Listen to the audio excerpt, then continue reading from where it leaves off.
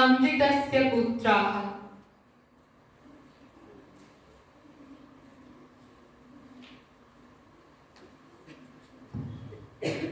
স্বামীজি, আপনার কাছে আমরা পথ চলার নিশানা নিতে এসেছি।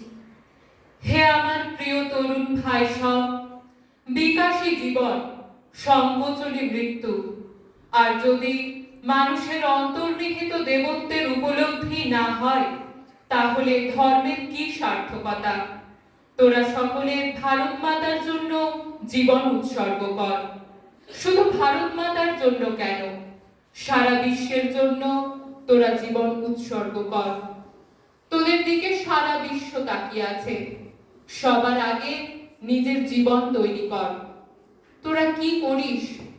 আমরা কলেজে পড়ি। আমরা কি করব স্বামীজি? আমাদের রাস্তা বলে দিন। তোরা ক্যাডার তৈরি কর।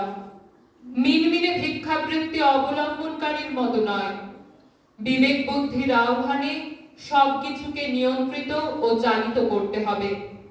মানুষের এই বিবেক বুদ্ধি মহামায়ার কণ্ঠস্বর, মানুষের অন্তর নিচ্ছে, তাকে নিঃস্ব রিক্ত সর্বশান্ত করে দিচ্ছে।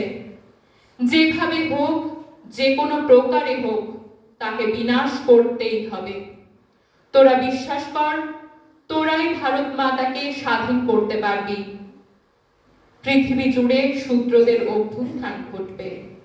সমাজ বিজ্ঞানের নির্দেশই এই, আর তাই হলো শিবম।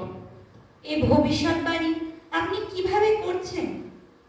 তোরা দেখতে পাচ্ছিস না, আমি আবরণের মধ্য দিয়ে পৃথিবীর ভবিষ্যৎ ঘটনাবলীর ছায়া প্রত্যক্ষ করছি।